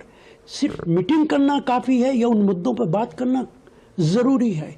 कर्नाटका के अंदर फकीर कॉलोनी में तो हमारी सरकार है, उसके अंदर मुसलमानों की पूरी आबादी को, जो 400 लोग थे, ये कहकर डिमोलिश कर दिया गया। ठंड के अंदर दिसंबर के महीने में सड़कों पर डाल दिया लोगों को पुलिस ने और उन्हें डिमोलिश कर दिया 400 लोगों को। वो मुसलमान थे सबके सब। क्या इस मुद्दे पर बात हुई? राशिद अल्वी ने अदब अदब से अपनी बात रख दी। तो कांग्रेस के नेता तारिक अनवर ने राहुल गांधी का जो वो दावा है उसको दोहराया कि केंद्र सरकार अब 1 साल से ज्यादा टिकने वाली नहीं है। सरकार को लेकर उन्होंने कहा कि जो देश की परिस्थिति आज है, वर्तमान परिस्थिति अगर इसी तरह से बिगड़ती चली गई तो ये सरकार 1 साल से ज्यादा टिकने वाली नहीं है। लेकिन कांग्रेस जिस तरह से खुलकर कह रही है मुस्लिम वोट बैंक, मुस्लिम शब्द, इससे भाजपा प्रवक्ता गौरव भाटिया ने कहा कि यह मोहब्बत की दुकान में अब लगता है केवल सांप्रदायिक सामान है। तो मैं सबसे पहले एक बात कहूंगा, भस्मासुर राहुल गांधी, अगर तुम्हारा मकसद राहुल गांधी अराजकता फैलाना है तो हमारा भी संकल्प है भारत को और मजबूत बनाना है। मोहब्बत की दुकान में केवल सांप्रदायिक सामान, यही है कांग्रेस की पहचान। भाजपा के एक और प्रवक्ता और सांसद संबित पात्रा ने कहा कि 2026 में भी राहुल गांधी 2019 की बात को ही दोहरा रहे हैं। कल एक बैठक में राहुल गांधी जी ने कहा कि अगले 1 वर्ष के अंदर मोदी जी की सरकार गिर जाएगी। यह राहुल गांधी कोई पहली बार नहीं बता रहे हैं। 2019 में भी राहुल गांधी जी ने कहा था कि समय आएगा, लोग सड़कों पे निकलेंगे और मोदी जी को लाठी से पीटेंगे। याद रखिए, सदन में कहा था और सदन में ही बड़े विनम्र भाव से मोदी जी ने कहा था कि कोई बात नहीं, मैं अधिक योग कर लूंगा, मैं अधिक प्राणायाम कर लूंगा और आप मुझे लाठी से पीटेंगे तो मैं अपने पीठ को मजबूत कर लूंगा। भाजपा के एक और प्रवक्ता सुधांशु त्रिवेदी एक और कदम आगे गए। उन्होंने कहा कांग्रेस अब मुस्लिम लीग और माओवादी कांग्रेस में तब्दील हो चुकी है। प्रधानमंत्री श्री नरेंद्र मोदी जी ने कांग्रेस पार्टी के लिए जो कहा था कि अब ये कांग्रेस पार्टी नहीं रह गई है, बल्कि मुस्लिम लीगी माओवादी कांग्रेस में तब्दील हो गई है। हाल में संपन्न विधानसभा चुनावों में केरल में मुस्लिम लीग के साथ गठबंधन करके सत्ता में आने वाली कांग्रेस, और असम में, यह हम नहीं कह रहे, बदरुद्दीन अजमल ने कहा कि कांग्रेस मुस्लिम लीग बन गई है। देखिए, भाजपा चाहे जितना भी आमला बोले, लेकिन कांग्रेस ने एक रुख तो ले लिया है और कांग्रेस के इस रुख से कई पार्टियों की धड़कनें बढ़ गई हैं, क्योंकि एम फैक्टर को लेकर छीना झपटी है। इसी पर आज हम खास चर्चा करने वाले हैं। इस वक्त में हमारे साथ अनंत अमित जी, भारतीय जनता पार्टी के प्रवक्ता, यहीं स्टूडियो में जुड़ गए हैं। बहुत बहुत स्वागत अनंत अमित जी आपका। संदीप त्रिपाठी जी, कांग्रेस के नेता, स्वागत संदीप जी। बहुत अच्छी टोपी लग रही है आपकी देखने में, बहुत बहुत स्वागत आपका संदीप जी। और हमारे सलाहकार संपादक विनोद मिश्र जी भी स्टूडियो में जुड़े हुए हैं, जिनसे मैं शुरुआत कर लेता हूं। विनोद जी, ये जिस तरह से कि कांग्रेस ने खुल करके, देखिए बातें तो पहले भी आती रहीं, एंटनी कमेटी की रिपोर्ट आई थी, उसको कांग्रेस 2014 से लेकर अब तक नकार ही रही है। लेकिन कभी ये भी ऐसा भी वीडियो आया कि भाई कांग्रेस मुसलमानों की पार्टी है, राहुल गांधी जी का बयान। तेलंगाना से आया कि Congress is Muslim, Muslim is Congress. चलिए, ये भी आया रेवंत रेड्डी का। अब तो जिस तरह की खबर आ रही है, ये अल्पसंख्यक मोर्चे के सम्मेलन में जो बात कही है, उससे ये बात बिल्कुल साफ है कि कांग्रेस एकदम साफ तौर पर ये पक्ष ले रही है क्या, सब पक्ष पकड़ रही है क्या विनोद जी? और इसमें कहीं ना कहीं केरल और असम जैसे जो नतीजे हैं और पश्चिम बंगाल में भी जिस तरह से मिला है साथ, ये लग रहा है कि अब इस फॉर्मूले को कांग्रेस पकड़ने जा रही है। रिपोर्ट में जो अभी राशिद अलवी साहब बोल रहे थे, उससे तो कम से कम ये चीज़ें तो पहले हम लोगों को ये तलाश करनी है कि ये सलाहकार समिति जो है वो मुस्लिम सलाहकार समिति है या फिर इमरान प्रतापगढ़ी की सलाहकार समिति है। एक और कंफ्यूजन कि अल्पसंख्यक शब्द निकाल करके मुस्लिम सलाहकार समिति है। तो ये इमरान प्रतापगढ़ी का शो था। जो राशिद अलवी का दर्द है कि आपने एक नेता को जो कभी इलेक्शन नहीं लड़ा, उसको आप राज्यसभा से बना के तो आप उसको प्रोजेक्ट कर रहे हैं उत्तर प्रदेश के लिए कि ये हमारे मुस्लिम के सबसे बड़े नेता हैं। राशिद अलवी यही कह रहे हैं, जितना मैं समझ पाया हूँ। और जब ये बात वो कह रहे हैं और सवाल जब उठा रहे हैं, तो कांग्रेस की उस बात को जो आपने मीठा मीठा गप गप और कड़वा कड़वा थू थू बोला था, तो उनको आईना दिखाया है जी कि आप तो कह रहे हैं कि मुस्लिम का आप अल्पसंख्यक नहीं कहो, मुस्लिम कहोगे तो ये उसकी पहचान होगी, तो आपको जो भी उसके मुद्दे उठाने हैं वो सीधे मुस्लिम के नाम से कहो। ठीक है। ऑब्वियसली है भी कि अब ये अल्पसंख्यक में देखिए कि जैन भी हैं, पारसी भी हैं, सिख भी हैं और मुस्लिम भी हैं। सबसे बड़ी आबादी अल्पसंख्यक में मुस्लिम समुदाय की है, लेकिन वो भी अल्पसंख्यक है जी। तो अभी इम्पोर्टेंट चीज़ ये है कि जब वो कह रहे हैं कि कर्नाटक में, बेंगलुरु में 600 लोग परिवारों को सब ठंड में उसको हटा दिया गया, उसके झोपड़ी तोड़ दिए गए, ये कांग्रेस की सरकार में किसने इस मुद्दे को उठाया या कांग्रेस पार्टी में उठाया गया? तो पहले जो नैरेटिव वो फैला रहे थे, एक्चुअली वो कर्नाटक डेवलपमेंट अथॉरिटी की जमीन थी और उस पे बीजेपी ने उस बात को पूछा। कोर्ट के आदेश के बाद जो बांग्लादेशी वहाँ पे ऐसे जम गए थे, पूरा टेंट लगा के बैठ गए थे बरसों से, तो उसको एक ये दिया गया कि ये केरल से आए हुए मजदूर हैं जो वहाँ पे अपना छोटा छोटा हेमलेट बनाए जी। आपको यकीन होगा कि इस सब के बीच का पॉलिटिक्स का असर ये था कि कर्नाटक सरकार को LIG फ्लैट उन लोगों को देना पड़ा है। ये बात राशिद अलवी नहीं बताया। बिल्कुल। और तो सवाल ये है कि राशिद अलवी जो इस नैरेटिव को ले रहे हैं, राशिद भाई अपना पर्सनल दर्द लगता है। पर्सनल दर्द जो है सो है। सवाल है कि राहुल गांधी इस पॉलिटिक्स को कहाँ ले जाना चाहते हैं। इस पॉलिटिक्स को जो उन्होंने मुस्लिम पहचान की बात कही है, तो वो बैठे बैठाए इस देश में जो हिंदू सेंटीमेंट बांग्लादेश अभी पश्चिम बंगाल में दिखाया है, असम में दिखाया है, मुझे लगता है ये इसकी शुरुआत उन्होंने एक तरह से उत्तर प्रदेश के लिए कर दिया। जी बिल्कुल। और इससे कहां कहां असर पड़ेगा वो तो आने वाले दिनों में बड़ा इंटरेस्टिंग होगा। लेकिन फिलहाल चलिए कांग्रेस पर ही रहते हैं। संदीप जी, ये सम्मेलन जो था ये अल्पसंख्यकों का था या मुस्लिमों का? क्योंकि उसमें उन्होंने कहा कि अल्पसंख्यक शब्द छोड़ दो, माइनॉरिटी शब्द अब छोड़ दो, सीधा बोलो मुस्लिम मुस्लिम मुस्लिम। सम्मेलन किसका था, अल्पसंख्यकों का या मुस्लिमों का? लालचंद जी, मैं आपसे रिक्वेस्ट करूंगा कि राहुल जी की बात आप जरूर वीडियो आपके पास उपलब्ध होगा, जरूर चलाइए। कौन सा वाला? मतलब जो राहुल गांधी जी ने कहा कि आप अल्पसंख्यक छोड़ दीजिए और आप सिर्फ मुस्लिम मुस्लिम कहिए। हाँ। मुझे तो शर्म लग रही है कि मैं नेशनल चैनल पर और उस चैनल पर जो भारत का सबसे पुराना जो है राष्ट्रीय चैनल है, उस पर बैठकर आप क्या दावा कर रहे हैं कि उन्होंने ऐसा नहीं कहा है? साफ बोलिए। सुन लीजिए, सूत्रों के हवाले की खबर पर डिबेट कर रहे हैं। आप साफ बोलिए ना कि उन्होंने नहीं कहा है, साफ बोलिए। बिल्कुल जो आप कह रहे हैं इस तरीके की कोई बात नहीं हुई। अच्छा ठीक है, पहली चीज ठीक है। ये सरासर झूठ और एक नैरेटिव बनाने के लिए जिनको नफरत है हिंदू और जो है मुस्लिमों से, अपनी सिर्फ और सिर्फ अपनी नफरत को दिखाने के लिए ये सारी बातें कर रहे हैं। सूत्रों के आधार पर ये सारी बातें हैं। हमारे लिए उतने ही जरूरी जैन समाज भी है, उतना ही बौद्ध है, उतना ही सिख है और उतना ही अल्पसंख्यक का मुस्लिम समाज भी है। ये कह देना कि नहीं आप इसकी बात करिए, इसकी बात ना करिए, सिर्फ आप इसकी बात करिए, ये सरासर झूठ भारतीय जनता पार्टी और RSS का प्रोपोगंडा है, इसके सिवा कुछ नहीं है।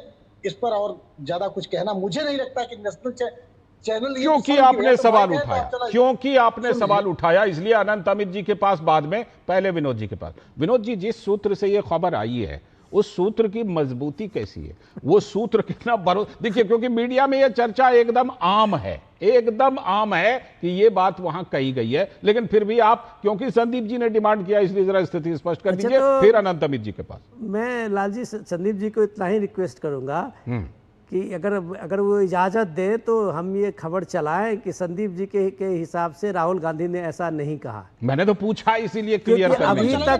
अभी तक संदीप जी आपके कोई बड़े नेता, चाहे जयराम रमेश हो, पवन खेड़ा हो, किसी ने नहीं मीडिया के इस सवाल पे कोई अपनी टिप्पणी दी है या कोई प्रेस कॉन्फ्रेंस किया है या इसको गलत कहा है। सिर्फ एक आप ही हैं जो उत्तर प्रदेश से मोर्चा संभाले हुए हैं। तो कहिए, हम लोग कहते हैं कांग्रेस के नेता संदीप जी ने कहा है कि राहुल गांधी की बात जो कही गई है वो मीडिया में गलत है। तो आप कहेंगे तो हम लोग इसको चला लेंगे, हमें तो कोई दिक्कत नहीं है। लेकिन आपके किसी नेता ने अभी तक नहीं कहा। अब आनंद जी जवाब देंगे आपका। अनंत अमित, हाँ ठीक है, पहले एक लाइन संदीप जी, फिर अनंत। हाँ एक लाइन, 10 सेकंड में बात कह रहा हूं। बिल्कुल आप चलाइए, मैं दावे के साथ कह रहा हूं क्योंकि मैं रायबरेली के बगल का हूं और इमरान प्रतापगढ़ी जी के जिले का हूं, तो दोनों बातें मुझे पता है। आप थे उस सम्मेलन में? संदीप भाई आप उस सम्मेलन में थे क्या? सर, अगर मैं आपके डिबेट पे बैठा हूं तो हमने भी कुछ जानकारियां ली होंगी ना कि क्या सही है क्या गलत है। ठीक है, आपको नफरत है मोहब्बत की दुकान से, आप वो बताइए ना क्या? हमें क्यों नफरत? ये तो अनंत अमित जी की पार्टी कह रही है। अनंत अमित जी का जवाब दीजिए। उसी पार्टी की बात कर रहा हूँ। अनंत अमित जी, क्या आपको उनको मोहब्बत की दुकान से दिक्कत है अगर वो चलाते हैं मोहब्बत की दुकान? नहीं लाल जी, मोहब्बत की दुकान में नफरत की सामान जिस तरीके से कांग्रेस अब उत्तर प्रदेश में लेकर और नफरत फैलाने की जो साजिश रचने की एक परिकल्पना कल उन्होंने की है, और जो पूरे मीडिया के माध्यम से जो जानकारी मिल रही है, अब संदीप जी वहां पे स्थिति क्या है ना कि मसूद साहब और प्रतापगढ़ी जी दोनों इमरान प्रतापगढ़ी और इमरान मसूद में ही आपस में नूरा कुश्ती की लड़ाई चल रही कि कौन सफल हो पाएगा अल्पसंख्यकों के बीच में। खैर ये इनका अंदरूनी मामला है। देखिए, हम उत्तर प्रदेश के चुनाव के दौरान जिस तरीके से माननीय राहुल गांधी जी इस देश के एक्सीडेंटल एलओपी, राजवंशी परंपरा के संवाहक श्रीमंत श्री राहुल गांधी जी का जो बयान है वो उत्तर प्रदेश के अल्पसंख्यकों को नाराज करने वाला बयान है। क्योंकि हम संदीप से पूछना चाहते हैं, उसी उत्तर प्रदेश में सबसे पहले ब्रिगेडियर उस्मान, जो कि आजादी के बाद पहली बार शहीद होने वाले ब्रिगेडियर उस्मान के घर क्या कभी कांग्रेस पार्टी गई? नहीं गई। लेकिन उनके घर भारतीय जनता पार्टी जाती है। अब्दुल हमीद जो गाजीपुर के रहने वाले थे, 1965 में उनकी शहीद हो गए और उनके घर 2015 में उनके पूरे परिवार को माननीय मोदी जी अपने आवास पर बुलाते हैं और उनको सम्मानित करने का काम करते हैं। बिस्मिल्लाह खान जो कि आजादी के बाद लाल किला पे पहली बार बांसुरी बजाने वाले, उनको अटल बिहारी वाजपेयी जी 2001 में भारत रत्न से सम्मानित करते हैं। तो ये बताता है सबका साथ सबका विकास। तो आप अनंत अमित जी, आप क्या कहना चाह रहे हैं? कांग्रेस खाली वोटों के लिए मुस्लिम करती है? अब फाल्ता की कल आप रिपोर्ट दिखा रहे थे, अभी मैं दूरदर्शन पे देख रहा था, वहां पे मुस्लिमों की संख्या 30% थी और कांग्रेस कहां पहुंच गई? कांग्रेस तीसरे या चौथे नंबर पर थी। उनसे ज्यादा तो सीपीएम वाले वोट, चौथे नंबर पर तो टीएमसी पहुंच गई। कांग्रेस ने अच्छा प्रदर्शन किया है। तो नहीं वहां यानी कि मुस्लिमों ने भी, बंगाल में भी इनको नकार दिया। देखिए, कोई व्यक्ति पीडीए की बात कर रहा है, कोई अल्पसंख्यक की बात कर रहा है। अगर उत्तर प्रदेश के जनता के 22 करोड़ जनता की बात कर रहा है तो भारतीय जनता पार्टी संदीप जी जवाब, सबका साथ सबका संदीप जी जवाब, क्या सिर्फ वोटों के लिए मुस्लिम करते हैं? बाकी जहां कहीं भी अच्छे काम की प्रशंसा करनी हो उसमें क्रेडिट तो अनंत जी ले रहे हैं। अब देखिए, अभी ही बात की शुरुआत अमित भाई ने कही कि राहुल गांधी का बयान, भाई वो बयानवा है कहाँ? वो भाजपा के आरएसएस कार्यालय में बना है का बयानवा?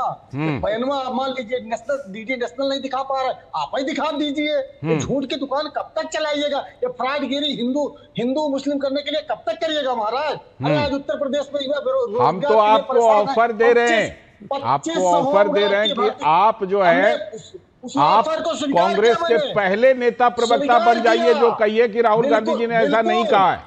बिल्कुल, मैं तो कहता रहा हूं और कैसे कहूं? बिल्कुल नहीं कहा, बिल्कुल इस तरीके की कोई बात नहीं हुई है। डिनाइल मोड में आप नहीं बिल्कुल। आप झूठ की दुकान में क्या बताए कितनी सफाई, झूठ की सफाई कितनी देंगे भाई? इनके झूठ की दुकान ही चल रही है। तेलंगाना के मुख्यमंत्री ने पहले ये बात कहा था कि नहीं, वो तो कैमरे पर है, वो तो कैमरे पर है, Congress is Muslim is Congress, वो तो कैमरे पर है। आप उस पर मैंने आप मुद्दे पर मैंने आपके चैनल पे डिबेट की है और कांग्रेस का पक्ष रखा है। वो अमित भाई को नहीं पता होगा। अगर आप ये कह रहे हैं 55वां सम्मेलन उत्तर प्रदेश में किसने कराया, लेकिन एक बात आज तक किसी पार्टी राजनीतिक संदीप भाई, भारतीय जनता पार्टी ने कराया। संदीप जी एक बात ठीक है संदीप जी, यहाँ पर एक बात क्लियर कर देते हैं, एक बात क्लियर करता हूं मैं, रेवंत रेड्डी की तरह कैमरे पर राहुल गांधी का ये बयान नहीं है, ये बात सच है, लेकिन दर्शक भी जानते हैं कि ये खबर है, इसीलिए अब पर खबर बनाई गई है सिर्फ और सिर्फ गुमराह करने के लिए, क्योंकि उत्तर प्रदेश में इनके पास ये बताने के लिए नहीं है कि एक भी पावर प्लांट आपने 10 साल में लगाया हो। एक नाम बता दे, हमारे अमित भाई बता दे। आपके पास बताने के लिए एक लखनऊ अटल बिहारी वाजपेयी के नाम पर यूनिवर्सिटी इन्होंने घोषणा की 10 साल पहले, ठीक है मोदी ने घोषणा की उसकी लखनऊ में, आज तक उसका नहीं कर पाया। ठीक है विनोद जी, हालांकि संदीप जी इस खबर से ही नकार रहे हैं विनोद जी, लेकिन जब अब इस तरह की बात जो जिस तरह कांग्रेस की कोशिश है, ये तो बहुत सारी पार्टियों, बहुत सारे नेताओं की नींद उड़ाएगी, उनके अंदर घबराहट पैदा करेगी, और कहीं ना कहीं जब कभी गठबंधन की बात होती तो कैसे कहते हैं ना कि नमक जो है दूध को फाड़ देता है, दूध में नमक वाला काम करेगा ये काम। मैं पहले संदीप जी को पहले से बधाई दे देता हूं कि कहीं ये भी चुनाव लड़ रहे हैं, क्योंकि कांग्रेस पार्टी का, संदीप जी मेरी तरफ से भी कांग्रेस पार्टी का जो आप देखिए कि आप ये देखिए लाल जी जो इमरान मसूद की बात कर रहे थे जी, तो ये सब जो प्रोजेक्टेड नेता हैं प्रतापगढ़ी और इमरान मसूद का, कि उन्होंने कहा कि हम यूपी में सारे सीटों पे कैंडिडेट उतारे थे। अब अगर इमरान मसूद कहते हैं कि हम सारे सीटों पे यूपी में हम कांग्रेस अपना कैंडिडेट देने जा रही है, तो जाहिर सी बात है कि राहुल गांधी जब इस सम्मेलन में, जो सलाहकार समिति के सम्मेलन में मुस्लिम की पहचान की बात करते हैं जी, तो वो एक दबाव की सियासत है जी। अब दबाव की सियासत पूरे यूपी में आप देखिए, पूरे यूपी में आप देखिए। संदीप जी आपने बात कही, हमने तो कुछ नहीं कहा उसमें, मैं आपको बस एक ये दे रहा हूं कि आप 400 में आप भी हैं एक कैंडिडेट। तो अब आप देखिए भाई, कैंडिडेट आप कहां से लाएंगे भाई, जब सारी सीटों पर कांग्रेस लड़ेगी तो जाहिर सी बात है संभावना ज्यादा बढ़ेगी। जो ये भूमिका बना रहे हैं, तो एक हैदराबाद के भाईजान को आना बाकी है अभी इस सीन में।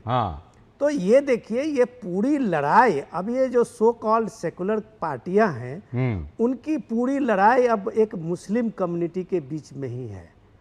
क्योंकि आप चाहे बिहार जाइए, पश्चिम बंगाल जाइए, आप साउथ के स्टेट में जाइए, हर कोई ये मानता है कि ये वोट हमारा बैंक है पहला। और उसमें रीजनल पार्टी जैसे अखिलेश यादव को लगता है कि ये 20% यूपी का 18-20% के वोट्स के बाद ही हम 1, 2, 3 शुरू होते हैं। तो ये कांग्रेस का भी हक बनता है कि वो भी यही बताने जा रहे हैं कि पहले हमारा है ये 20-21, इसके बाद अखिलेश यादव का है। तो ये अभी चलेगा जब तक इलेक्शन का आप ये देखेंगे।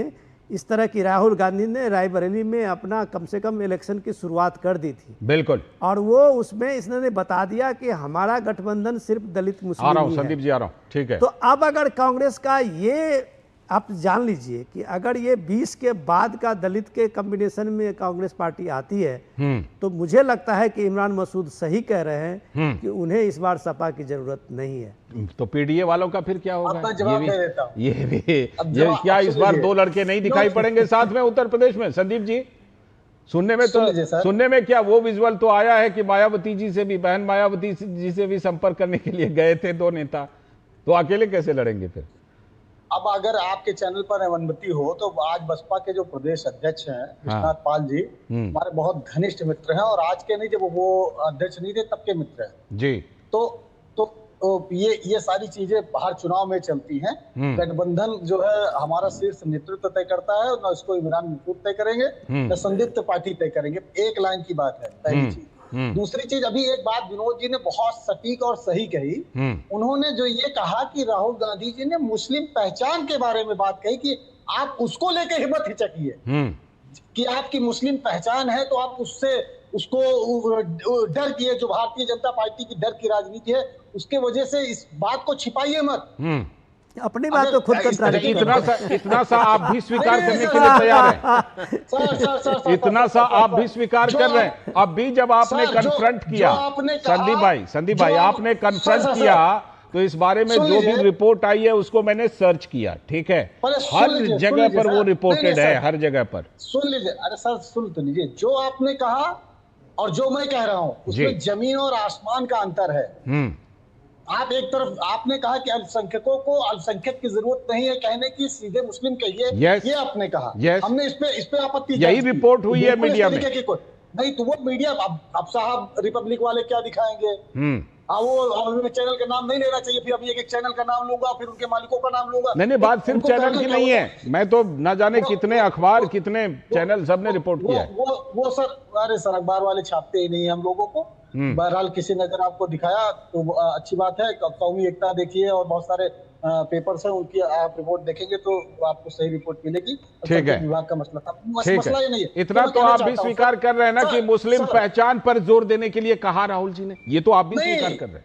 हमने, राहुल जी ने ये कहा कि जो ये डर की राजनीति चल रही है उससे, इस बात से आप मत डरिए। ठीक है, ठीक है, ठीक है। अनंत अमित जी, अनंत अमित जी, देखिए लाल जी, अनंत अमित माननीय प्रधानमंत्री जी ने अच्छा 10 सेकंड अभी और दीजिए, संदीप जी को 10 सेकंड और। अमित भाई 10 second, 10 second, 10 second, 10 second, 10 second. अभी बात आई कि चुनाव लड़ने की और न लड़ने की और 400 सीटों पर। एक बात और मैं क्लियर कर दूं, अभी तक और आने वाले समय भारतीय जनता पार्टी, कांग्रेस का और सपा का गठबंधन उसी तरीके से इंटैक्ट रहेगा जैसे भारतीय जनता पार्टी का आरएलडी के साथ, सुहेल देव राजभर के साथ, निषाद पार्टी के साथ, अपना दल के साथ। इमरान प्रतापगढ़ी तो अलग रुख लेने के लिए कह रहे हैं ना। गठबंधन में इतनी दिक्कत क्यों होती है भाई? ठीक है, ठीक है, ठीक है। अनंत अमित जी, साथ लेके चलिएगा एक गठबंधन। ठीक है अनंत अमित जी, अनंत अमित जी, अगर मान लीजिए अनंत अमित जी, जो नतीजा असम में, ठीक ठीक ठीक ठीक ठीक ठीक आ रहा, जो नतीजा अनंत अमित जी असम में जिस तरह से कांग्रेस को मिला है, जैसे केरल में मिला है, जैसे बंगाल में मिल रहा है, ऐसे में अगर ये थोड़ा सा फेवर कर लेते हैं, क्या दिक्कत है बताइए? नहीं देखिए लाल जी, जिस तरीके से असम में आपने देखा, पश्चिम बंगाल में भी, पश्चिम बंगाल में, झारखंड में इनके कोलिब्रेशन की गवर्नमेंट है, झारखंड मुक्ति मोर्चा और कांग्रेस की। और झारखंड मुक्ति मोर्चा के और राज्य के मुख्यमंत्री कांग्रेस के खिलाफ टीएमसी के साथ में जाके पति पत्नी दोनों प्रचार कर रहे थे। असम में खुद अलग चुनाव लड़ रहे थे। उत्तर प्रदेश के युवराज अली शेख साहब जाके टीएमसी का प्रचार कर रहे थे। और जहां तक अच्छा हुआ विनोद भैया ने, उत्तर प्रदेश वाले हारने के बाद भी गए थे सांत्वना देने के लिए, उत्तर प्रदेश वाले। हाँ, तो रायबरेली की चर्चा कर दी, तो मैं संदीप भैया से पूछना चाहता हूं, भैया जी ये बताइए कि ये मोहब्बत की दुकान में रायबरेली में गद्दारों की जो बात की जा रही थी, देश के प्रधानमंत्री को गद्दार करने की बात कर संदीप जी का जवाब, और सीता जी की जननी में प्रधानमंत्री जी को मां की गाली दी जा रही थी। क्या मोहब्बत की दुकान में तो बिहार की जनता ने सबक सिखा तो दिया? अनंत अमित जी, बिहार की जनता ने वो सबक सिखा तो दिया। तो नहीं, इनको यहाँ भी बता रहा हूँ ना, उत्तर प्रदेश राम का भूमि है ना। जवाब लीजिए, जवाब हाँ ठीक है, जवाब जल्दी से। अब भैया पहले बिहार से शुरुआत करते हैं बाबू। अमित बाबू जरा ये बताइए कि बिहारवा में जिसने गाली दी थी वो जेलवा में है कि बाहर है? आप तो चुनाव जीत लिए झूठ बोल के, गुमराह करके, और वो आज भी आपका दामाद या रिश्तेदार या फूफा या चच्चा बन के बैठा है। आपका होगा जेल के सलाखों के पीछे है, हमारा ना फूफा हो सकता है ना दामाद हो सकता है, उस तरह का फ्रॉड करते हो, देश के लोगों को गुमराह करते हो। गाली देने वाला प्रधानमंत्री को वो बात पहले, देश को गुमराह को आपका युवराज कर रहा है।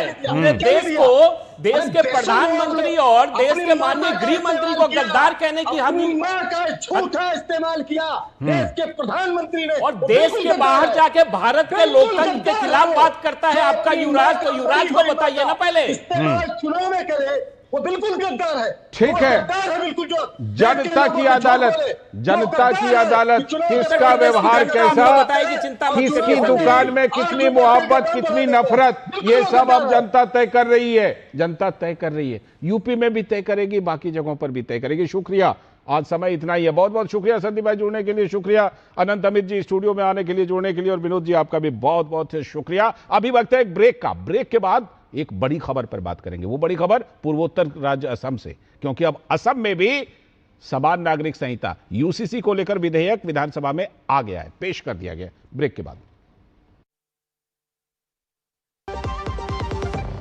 बस 2000 इधर स्कोर करेगा तो इतना सा इनाम जीतेगा, और पैसा बाजार पर क्रेडिट स्कोर देखेगा तो 1 लाख तक जीतेगा। पैसा बाजार क्रेडिट प्रीमियम, क्रेडिट स्कोर देखो और 1 लाख तक जीतो।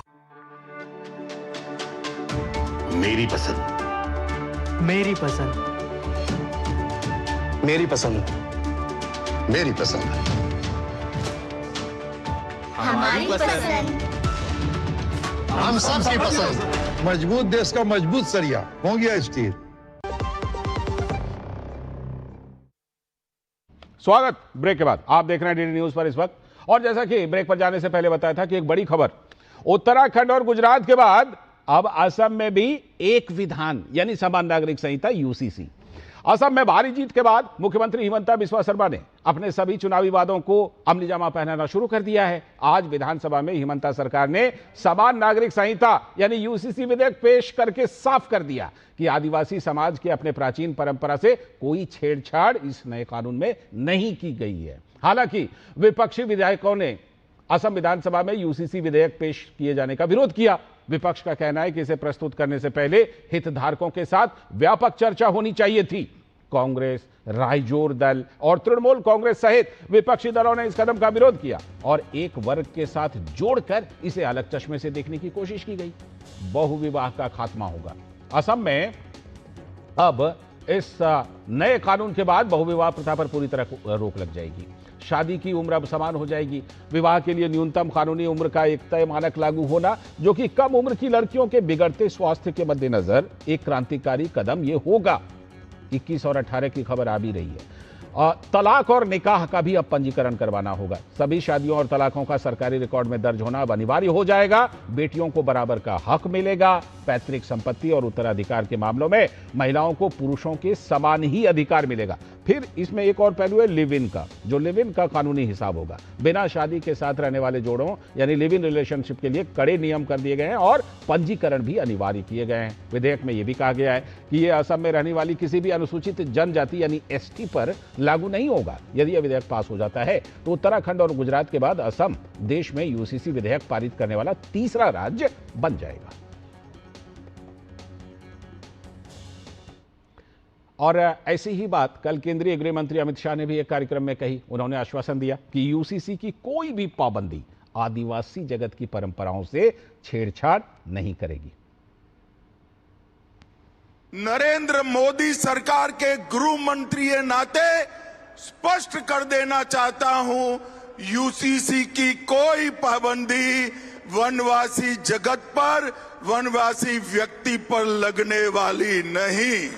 2 राज्यों में जहां भारतीय जनता पार्टी की सरकारें हैं, हमने यूसीसी को लागू किया है। गुजरात और उत्तराखंड, और स्पेशल प्रावधान कर यूसीसी से सारे जनजातियों को बाहर रखने का काम नरेंद्र मोदी सरकार ने किया है। नरेंद्र मोदी सरकार ये जो भेद पैदा कर रहे हैं, मैं उनको बताना चाहता हूं, यूसीसी से हमारे कोई वनवासी भाई, कोई जनजाति का परंपराओं के साथ खिलवाड़ नहीं होने वाला है। और असम चुनाव से ठीक पहले कांग्रेस से बीजेपी में आए नेता भूपेन कुमार बोरा का कहना है कि असम के लिए यूसीसी बहुत जरूरी है। Uniform civil code is very, very necessary for our state, and mainly we should respect our women, we should respect our sister, we should give equal right to our sisters. So this is very necessary for the state, and I am very much hopeful that unanimously this bill will be passed in today's assembly. और ये जो विधेयक लाया गया है, इसको लेकर NDA के विधायक पवित्रा राभा ने सीएम हिमंता बिस्वा शर्मा का आभार जताया। मैं बहुत आभार थैंक्स देना चाहती हूँ माननीय मुख्यमंत्री को। इस बार आज ये ऐतिहासिक दिन आया है, हिस्टोरिकल डे होगा। हम एनडीए विधायक होने के नाते 100% यूसीसी के पक्ष में रहूंगा। लेकिन विपक्षी कांग्रेस के नेता जाकिर हुसैन सिकदार का कहना है कि यूसीसी विधानसभा में लाने से पहले असम सरकार ने किसी से कोई बात ही नहीं की, ना ही असम की जनता को इस कानून की जरूरत है। यूसीसी का जरूरत क्या है? यूसीसी लेके आया विधानसभा में, किसके साथ बात किया? कि असम का लोगों का साथ तो बात नहीं किया, पॉलिटिकल नॉन पॉलिटिकल कोई ऑर्गेनाइजेशन से तो बात नहीं किया। ये कानून का जरूरत क्या है? इससे क्या लाभान्वित होगा असम? ये हमारा सवाल है। क्या जरूरत है? ये तो सिर्फ बीजेपी का पॉलिटिकल एजेंडा है और कुछ नहीं है। जरूरत बता करके ही तो चुनाव प्रचार में सीएम गए थे और अब वो लेकर आए हैं। सुबीना रॉय डिब्रूगढ़ से हमारी संवाददाता जुड़ चुकी हैं इस खबर पर और ज्यादा जानकारी के साथ। सुबीना, बताइए, ये यूसीसी अब आ तो गया, क्योंकि उन्होंने जैसा प्रॉमिस किया था उसी हिसाब से पहले ही दिन लेकर आ गए। क्या वहां पर मोटे तौर पर जो विरोध दिखाई पड़ रहा है वो कांग्रेस की तरफ से ही दिखाई पड़ रहा है और बाकी पार्टियां एक मत हैं? बदरुद्दीन अजमल भी शायद समर्थन नहीं करेंगे।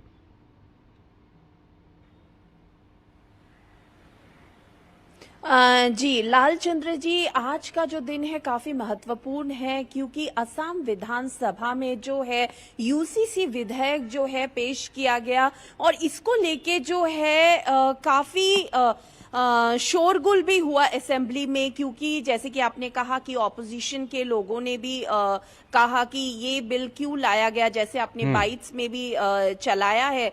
लेकिन जो अगर आप ओवरऑल इस बिल की बात करें तो ये जो है जेंडर जस्टिस के लिए एक बिल है, ताकि जो है फ्रॉडुलेंट मैरिजेस, जे कोई भी आदमी अगर इंडिविजुअल को इस बिल के तहत रेस्पॉन्सिबल बनाया गया है अगर वो किसी भी तरीके रिलेशनशिप में जाता है, जैसे अगर कोई भी इस बिल के तहत जो है कोई भी शादी करता है तो फर्स्ट ऑफ ऑल मोनोगैमी को मैंडेटरी किया गया है। मतलब कि अगर कोई इंसान एक शादी में है तो दूसरा शादी जो है उसको पहले डाइवोर्स, प्रॉपरली लीगल तरीके से डाइवोर्स देना पड़ेगा। और जो है पॉलीगैमी इसमें कंप्लीटली बैन है। और ये काफी तरीके से अगर आप डेमोग्राफी की बात करें तो डेमोग्राफी भी एक बहुत बड़ा रीजन है कि इसमें असम में जो है यूसीसी बिल लाया गया, क्योंकि जो है काफी सारे यहाँ पे कम्युनिटीज है जिसमें जो है पॉलीगैमी अलाउड है। तो इन सबको जो है ताकि जो है हर एक कोई मैरिज रजिस्ट्रेशन हर प्रॉपर तरीके से रजिस्ट्रेशन हो और एक ही शादी हो, प्रॉपर तरीके से डाइवोर्स हो और एलिमनी कहे या जो भी प्रोविजंस है उसको जो डाइवोर्स लॉ है उसको जो है यूनिफाइड किया गया है। मतलब कोई भी रिलीजन का हो, हिंदू हो, मुस्लिम हो, लेकिन जो है डाइवोर्स लॉज जो है ठीक धार्मिक आधार पर इसमें कोई छूट नहीं दी गई है। महिलाओं के अधिकारों की बात की गई है और जनजातीय परंपराओं का पूरा सम्मान करते हुए। देखिए, अब इस पर आगे बात होगी तो जाहिर सी बात है बहुत सारी महाचर्चा होगी, फिर आपसे जुड़ेंगे सुबीना, आपसे खबर लेंगे भी। फिलहाल आपका बहुत बहुत शुक्रिया जुड़ने के लिए और इस खबर पर जानकारी देने के लिए और विश्लेषण करने के लिए। और इसी के साथ आज के इस वक्त में इतना ही। पूरी टीम को दीजिए अनुमति। नमस्कार।